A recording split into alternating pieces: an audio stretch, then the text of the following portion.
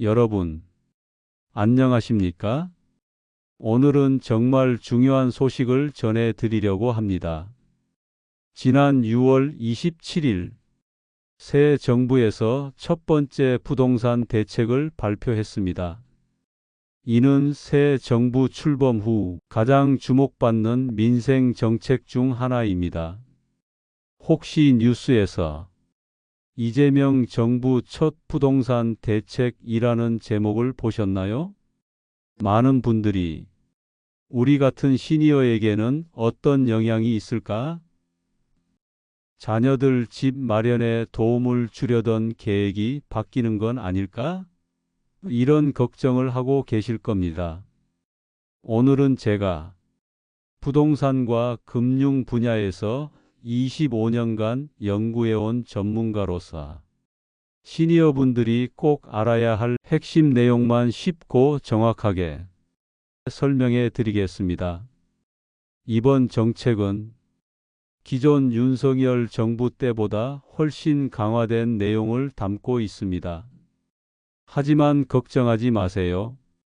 이는 투기를 막고 진짜 집이 필요한 서민들을 돕기 위한 건전한 방향의 정책입니다.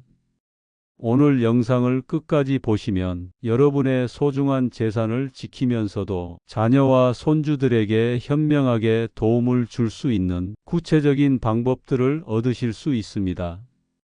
그럼 지금부터 차근차근 알아보겠습니다. 먼저 이번 정책의 핵심 내용부터 하나씩 짚어보겠습니다. 첫 번째, 주택담보대출 한도 조정입니다. 가장 큰 변화는 수도권 주택담보대출 한도가 최대 6억 원으로 제한된다는 점입니다. 이전에는 집값이 높으면 그에 비례해서 대출도 많이 받을 수 있었습니다. 하지만 이제는 아무리 비싼 집을 사더라도 6억 원 이상은 대출받을 수 없습니다. 예를 들어 손주가 결혼하면서 10억 원짜리 집을 사려고 한다면 이전에는 대출을 7억에서 8억까지도 받을 수 있었지만 이제는 최대 6억 원만 가능하고 나머지 4억 원은 자기 돈으로 마련해야 합니다. 두 번째, 생애 첫 주택 구입자 규제 강화입니다. 처음 집 사는 청년들은 혜택을 주는 거 아니야? 라고 생각하실 수 있지만 이들에게도 변화가 있습니다. 기존에는 집값의 80%까지 대출이 가능했는데 이제는 70%로 줄어들었습니다. 게다가 대출받고 나서 6개월 안에 꼭 그 집에 직접 들어가 살아야 한다는 조건이 추가되었습니다. 이는 전세를 끼고 집을 사두는 갭투자를 막기 위한 조치입니다. 세 번째, 다주택자 대출 사실상 차단입니다. 혹시 집이 두 채, 세 채 있으신 분들 계신가요? 이번 대책에서 가장 강력한 부분이 바로 다주택자 규제입니다. 이미 집이 두 채 이상이면 추가로 주택담보대출을 받는 것이 거의 불가능해집니다. 심지어 1주택자라도 기존 집을 팔기 전에는 새로운 집 대출을 받을 수 없습니다. 그리고 이사할 때 쓰는 이사 대출의 경우에도 예전에는 2년 안에 팔면 됐는데 이제는 6개월 안에 기존 집을 처분해야 합니다. 네 번째, 전세 대출과 생활자금 대출 축소입니다. 우리 자녀가 전세 대출 받아서 살고 있는데 괜찮을까? 이런 걱정하시는 분들 많으시죠? 전세 대출 보증 한도가 기존 90%에서 80%로 줄어듭니다. 또한 집을 담보로 생활비를 마련하시는 분들은 생활안정자금 대출 한도가 최대 1억 원으로 제한됩니다. 대출 만기도 최대 30년까지만 인정되고 중도 상환 부담도 늘어날 수 있습니다. 그렇다면 정부는 왜 이런 정책을 발표했을까요? 첫 번째 목표는 집값 상승 억제입니다. 서울 집값이 지난 20주 동안 계속 올라서 젊은 세대가 내 집 마련을 하기 어려운 상황이 되었습니다. 정부는 투기 수요를 줄여서 진짜 살 집이 필요한 사람들이 합리적인 가격에 집을 살 수 있도록 시장을 정상화하려고 합니다. 두 번째 목표는 가계부채 관리입니다. 우리나라 가계부채가 워낙 큰 상황에서 이를 체계적으로 관리해서 경제 전체의 위험을 낮추려는 목적이 있습니다. 이재명 대통령은 대선 후보 시절부터 세금으로 집값을 잡지 않겠다고 말했고 대신 공급을 늘려서 수요와 공급의 균형을 맞추겠다는 건전한 시장 경제 원칙을 따르고 있습니다. 이번 정책도 그런 철학의 연장선에서 시장의 과열을 진정시키되 근본적으로는 더 많은 집을 공급하겠다는 의지의 표현입니다. 그럼 이제 가장 중요한 부분을 말씀드리겠습니다. 이 정책이 우리 시니어 분들에게는 어떤 영향을 미칠까요? 많은 시니어 분들이 자녀의 결혼이나 내 집 마련을 위해 목돈을 지원해 주시곤 하죠. 이번 정책으로 대출 한도가 줄어들면서 자녀들이 필요로 하는 현금 지원 규모가 이전보다 커질 수 있습니다. 예를 들어 8억 원짜리 집을 사려던 자녀가 이전에는 6억 원 대출에 2억 원 현금이 필요했다면 이제는 6억 원 대출에 여전히 2억 원이 필요하지만 10억 원짜리 집을 원한다면 4억 원의 현금이 필요해집니다. 혹시 임대 수익을 위해 여러 채의 집을 갖고 계신 분들은 추가 대출이 어려워지면서 유지 비용이 늘어날 수 있습니다. 하지만 이는 장기적으로 부동산 시장의 안정화에 기여하여 여러분이 보유하신 부동산이 가치를 더욱 견고하게 만들어줄 것입니다. 전세를 놓으신 분들 중에서 전세금을 돌려줘야 하는 상황이라면 세입자들이 전세 대출이 줄어들면서 현금 확보가 조금 더 어려워질 수 있습니다. 하지만 이는 일시적인 현상이고 정부의 공급 확대 정책과 함께 중장기적으로는 안정화될 것으로 예상됩니다. 이제 가장 중요한 부분입니다. 우리 시니어 분들이 어떻게 대응하면 현명할까요? 첫 번째, 증여 계획 재검토입니다. 자녀에게 현금을 증여할 계획이 있으시다면 세금 계획을 다시 한번 꼼꼼히 검토해 보세요. 2025년 기준 성인 자녀 1명당 5천만 원까지는 증여세가 없습니다. 큰 금액을 주실 계획이라면 한 번에 주기보다는 2년에서 3년에 나눠서 계획적으로 증여하시는 것이 세금 부담을 줄이는 좋은 방법입니다. 반드시 증여 계약서를 작성하고 은행 이체 기록을 남겨두세요. 나중에 문제가 생기지 않도록 투명하게 처리하는 것이 중요합니다. 두 번째, 신탁 상품 활용 검토입니다.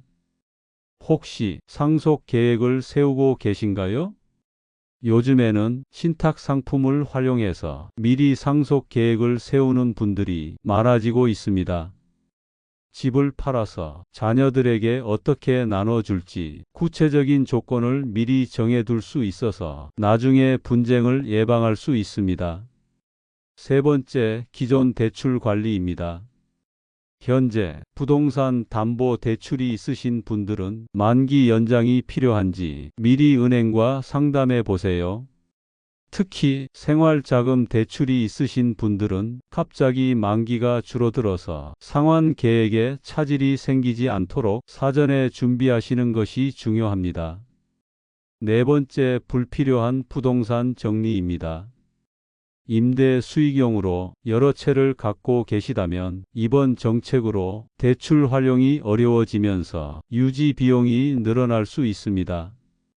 상속이나 증여 계획과 함께 정말 필요한 부동산만 남기고 나머지는 정리하시는 것도 하나의 방법입니다. 5번째, 전문가 상담 필수입니다. 가장 중요한 것은 전문가와의 상담입니다. 세무사, 부동산 전문가, 금융 컨설턴트와 반드시 상의하세요. 세법은 매년 바뀌고 정책도 수시로 변합니다. 혼자 판단하다가 세금 폭탄을 맞거나 불이익을 당하는 경우를 정말 많이 봤습니다. 이번 정책을 걱정스럽게만 보실 필요는 없습니다. 긍정적인 측면도 분명히 있거든요. 투기 수요가 줄어들면서 부동산 시장이 정상화되면 여러분이 보유하신 부동산의 가치가 더욱 안정적으로 유지될 것입니다. 거품이 빠진 건전한 시장에서는 진짜 가치를 인정받는 좋은 부동산의 가격이 오히려 더 견고해집니다. 젊은 세대가 합리적인 가격에 내 집을 마련할 수 있게 되면 우리 자녀와 손주들의 경제적 부담이 줄어듭니다. 이는 결국 가족 전체의 경제적 안정으로 이어질 것입니다. 경제 전체의 안정성 향상, 가계부채가 관리되고 부동산 시장이 안정되면 우리나라 경제 전체가 더욱 튼튼해집니다. 이는 여러분의 연금이나 예금이자 주식 투자 등 모든 금융 자산에 긍정적인 영향을 미칠 것입니다. 그럼 이제 구체적으로 무엇을 해야 할지 정리해 드릴게요. 이번 주에 할 일입니다. 첫째, 현재 보유하신 모든 부동산과 대출 현황을 정확히 파악하세요. 둘째, 자녀들과 주택자금 지원 계획에 대해 솔직하게 대화해 보세요. 셋째, 신뢰할 수 있는 세무사나 부동산 전문가를 찾아서 상담 일정을 잡으세요. 이번 달에 할 일입니다. 첫째, 증여 계획이 있다면 세금 계산을 정확히 해보세요. 둘째, 기존 대출 조건을 은행과 재검토해 보세요. 셋째, 불필요한 부동산 처분 계획을 구체적으로 세워보세요. 장기 계획입니다. 첫째, 상속 계획을 체계적으로 수립하세요. 둘째, 정기적으로 정책 변화를 모니터링하세요. 셋째, 가족 모두가 경제적으로 안정될 수 있는 종합적인 재산 관리 계획을 세우세요. 여러분, 오늘 긴 시간 동안 함께해 주셔서 감사합니다. 새 정부의 첫 부동산 대책은 분명히 변화를 가져올 것입니다. 하지만 이는 우리나라가 더욱 건전하고 공정한 부동산 시장을 만들어가는 중요한 과정일 것입니다. 이번 정책이 단순한 규제가 아닌 우리 자녀와 손주들이 살아갈 대한민국을 더욱 살기 좋은 나라로 만드는 중요한 투자가 되었으면 좋겠습니다. 투기로 인한 거품을 제거하고 진짜 가치를 중시하는 건전한 시장을 만드는 것, 이것이야말로 진정한 국가 발전의 기초입니다. 여러분은 우리나라의 경제 발전을 몸소 이끌어 오신 소중한 분들입니다. IMF 외환위기도 2008년 금융위기도 모두 극복해내신 경험과 지혜가 있으십니다. 이번 변화도 여러분의 현명한 판단과 적절한 대응으로 충분히 잘 헤쳐나가실 수 있을 것입니다. 정부의 정책과 국민들의 현명한 참여가 조화를 이룰 때 진정한 변화가 일어납니다.